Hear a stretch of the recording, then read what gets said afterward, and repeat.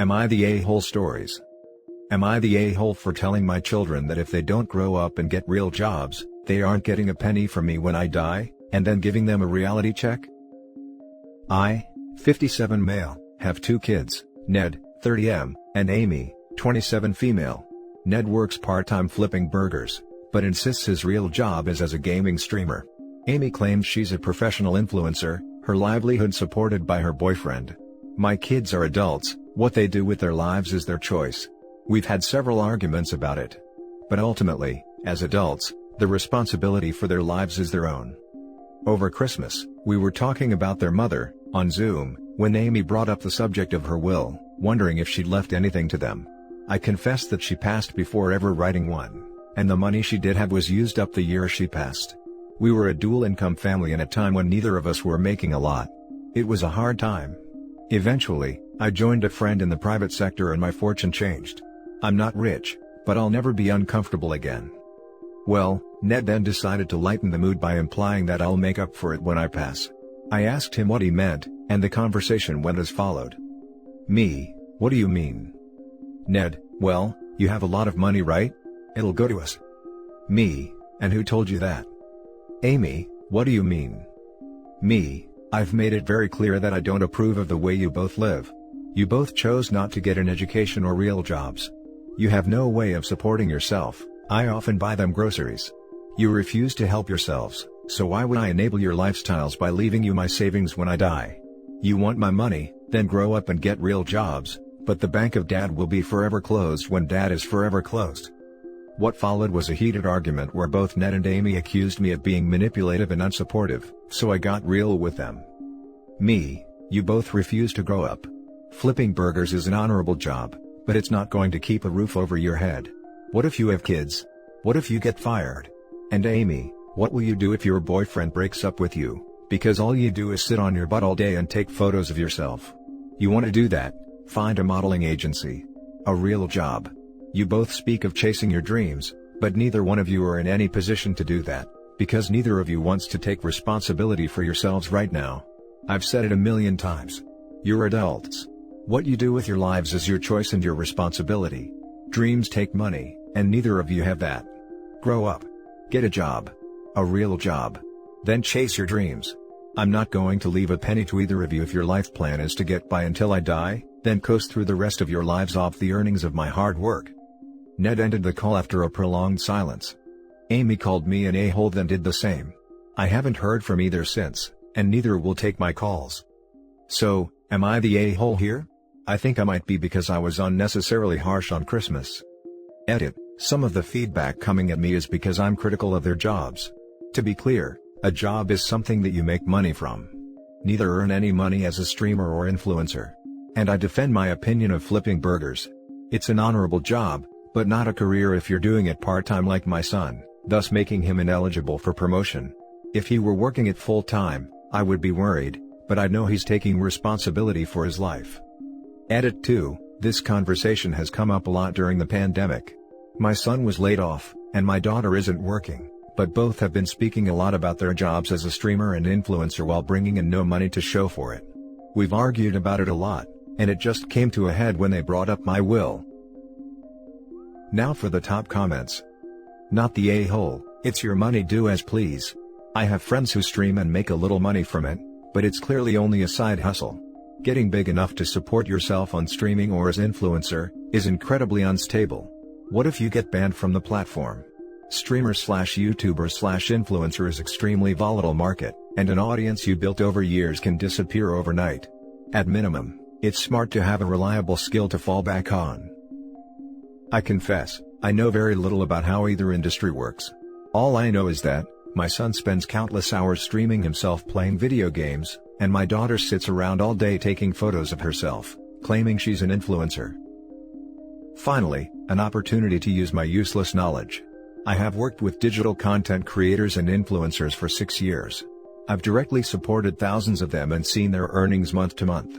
A very small percentage of them make enough to survive day to day, and plenty of them will have a high earning a year or two, then fall back down, and ultimately have to go back to a normal job. They are always heartbroken. Unless they are bankrolled by family or a partner, No one does streaming or digital content full-time, until they are making a legitimate full-time salary. Your kids are far too old to be this delusional. I'll brace for the downvotes, but honestly, not the a-hole. It would be one thing if they were doing these things on the side and supplementing with another job that provided enough income for them to live, and another thing still if they were actually making money from their influencing and streaming. But it sounds like both of them are scraping by due to the charity of others, and don't have any kind of sustainable life plan. This is maybe fine for a while in your early 20s, but one kid is 30 and one is heading there shortly. It's time for them to take some responsibility. They can still have dreams and still pursue them on the side, but at 30, you'd better be able to buy your own groceries, or at least hustling your butt off to do your best to buy them. Should you maybe have picked a day other than Christmas to lay these truths on them? Possibly. But your son is the one who picked Christmas to say, when you die, we're getting that money, so I don't blame you for going there when you did. I also suspect that they wouldn't have taken this news any better on any random day either. Truth hurts sometimes. I think it is seriously messed up that the son is waiting on his dad to die so he can get the inheritance. You are only 57. Jesus. You could potentially live for 30 to 40 more years. What was their plan? To live in poverty until their 60s or 70s? And what if you need expensive medical care later on, or care services in your old age that wipes out your retirement money? Not only are they entitled as hell, but they have no idea how the world works or how to realistically plan for the future. Not the a-hole. Now for the next story. Am I the a-hole for spending $600 weekly on my son and not his brothers? I'm a single dad with 3 sons. In order, Jack 23, Austin 19, and Kevin 16. Kevin has a severe learning disability, low-functioning autism. I look after him at home, after he was failed by 3 care homes, because there was neglect. The last care home hadn't managed to wash his hair in 4 weeks or give him a shower in 3 weeks, and other problems that were never addressed, and a complicated argument with SC who were awful and nasty.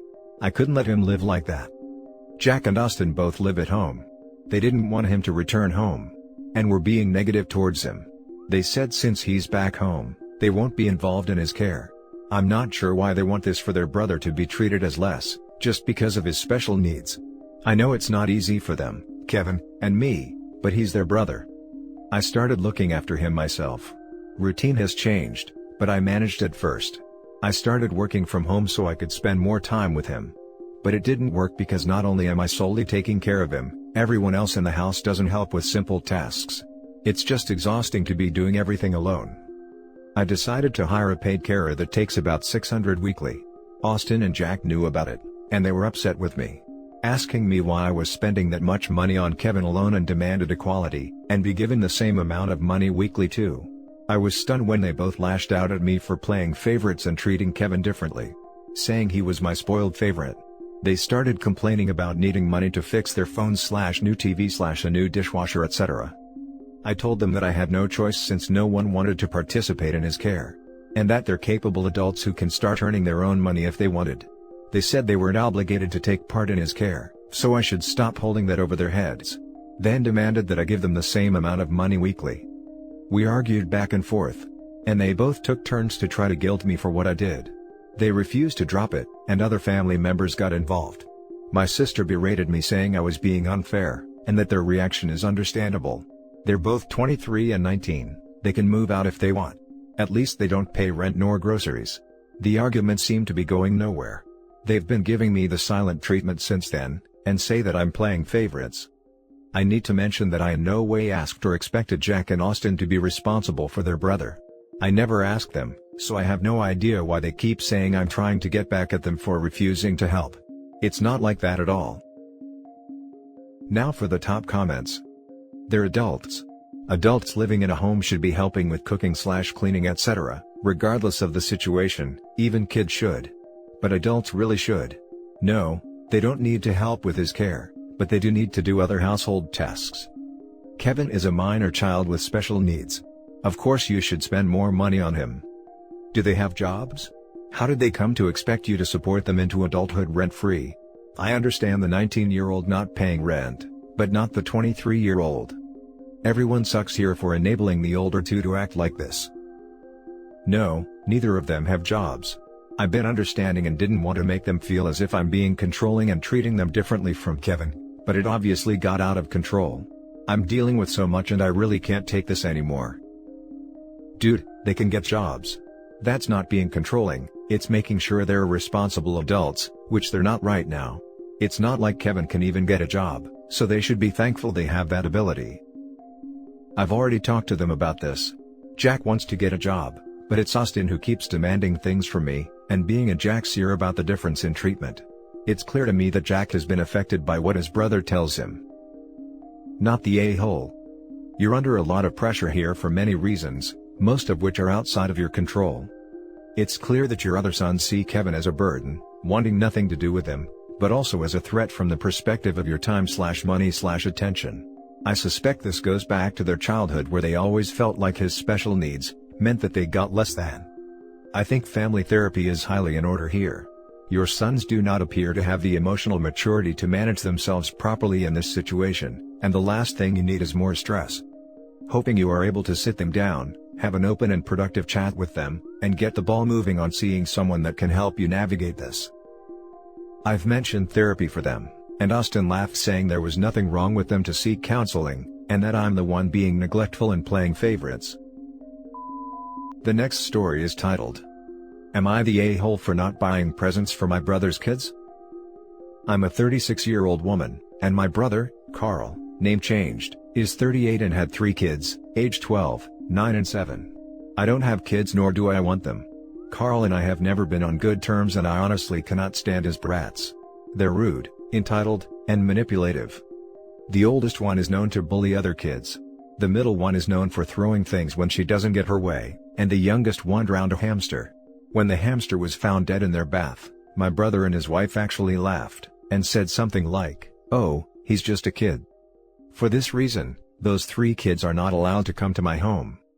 But I have a great relationship with my cousin's kids. My 3 cousins have 5 kids between them and I love spoiling them. This Christmas and New Year, I couldn't go visit them for obvious reasons. So I just send each of them presents that they would like. Every year, our entire family celebrates Christmas together at either my parents' or at my uncle's place. On those occasions, I give my brother's kids presents too. Admittedly, I don't spend too much money on their gifts. If each of my cousin's kids get 3 presents from me, my brother's kids get just 1 each. But this year, as I wasn't physically near them, I didn't bother to get them anything at all. My brother's wife got to know about the gifts I had sent my cousin's kids, and threw a hissy fit. She and my brother complained to my parents as if they themselves were a pair of little kids. My parents have told me I'm being cruel. I told them I can spend my money however I want.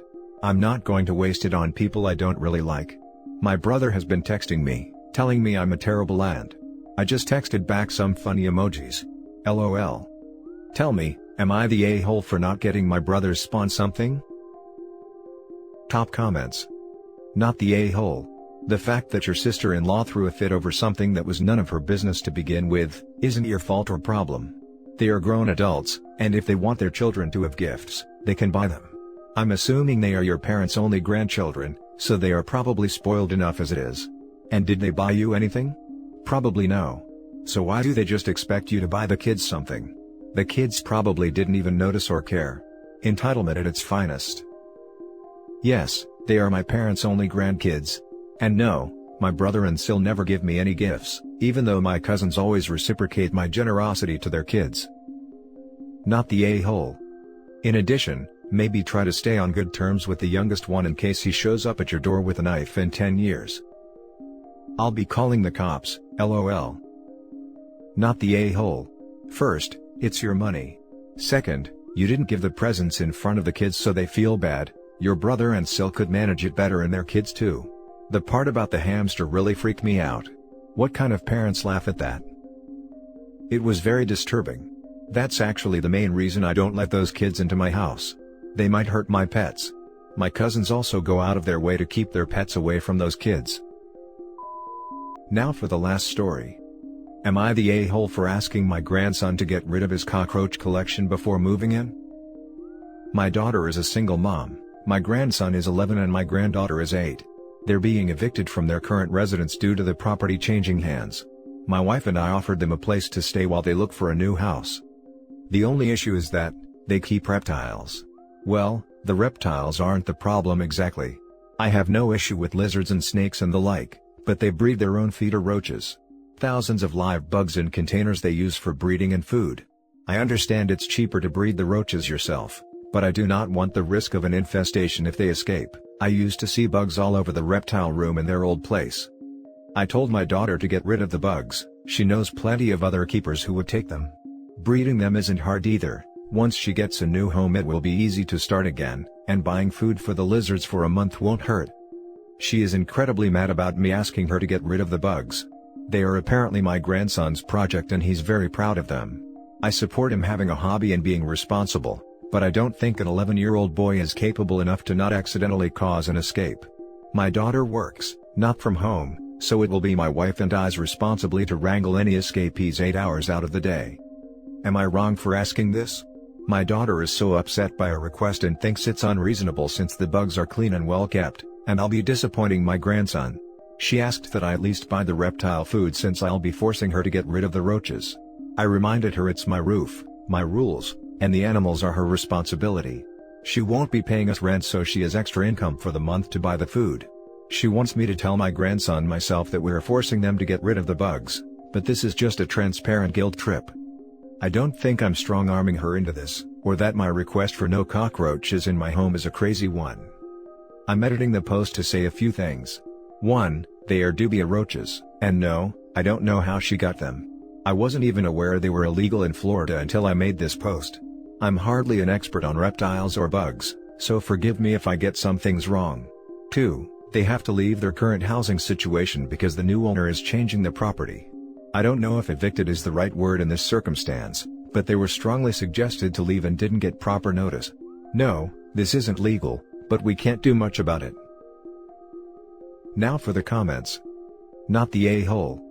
First off, you are incredibly generous for allowing your daughter to come live with you rent-free, with her small children, and a friggin' reptile zoo. Personally, I feel like even that much would drive me to resentment. But if the line for you is only the roaches, well, so much the better. That's an easy solve. And it's not like these are animals your grandson was attached to, he literally was planning to put them to death. If they're so inflexible that they can't grant you this one compromise, well, they're welcome to find another snake and lizard-friendly rent-free place to live. I'm sure that will be a very easy ask. Not the a-hole. I keep reptiles too, and yeah, there will always be some escaped bugs around. To be fair, unless your home is dirty, as in food crumbles all over, there won't be an infestation. However, I understand some people don't like having certain bugs in their house at all. My mother hates reptiles and bugs, so she doesn't want me to bring them over when I visit. I think they should remember they are moving in someone else's house, and they can start again when they get back. I know it's a kid project and all, but I also think it's a good time to learn other people's boundaries as well. Not the a-hole. This is not an unreasonable request at all. But, OP, I want to be very real with you here. If you have seen roaches outside cages in their apartment before, then they are bringing roaches with them, even if they offload all of the caged ones. This is really a guarantee, unfortunately. Before they move in, I highly encourage you to talk to a pest control expert about what you need to do before, during, and after their stay to prevent an infestation at your place. Note, however, that I'm not saying you should yield on your demand about the caged roaches just because they will definitely bring some. There's a big difference between dormant eggs they can't do anything about and an active infestation bomb just waiting to go off. Also, I'm shocked your daughter's landlord ever allowed this. There wasn't an infestation at her old home. The reptile room where they were kept had some in the corners and closet, never a lot by any means, and rarely in other parts of the house. It wasn't a dump and I didn't mean it to come off like that. She's a tidy person, but I was pointing out if some roaches escaped there, they will at my home too. And that's it for this video guys. If you have thoughts to share, leave a comment below. Don't forget to hit like and subscribe if you like this content. I'll catch you in the next one. Good day everyone.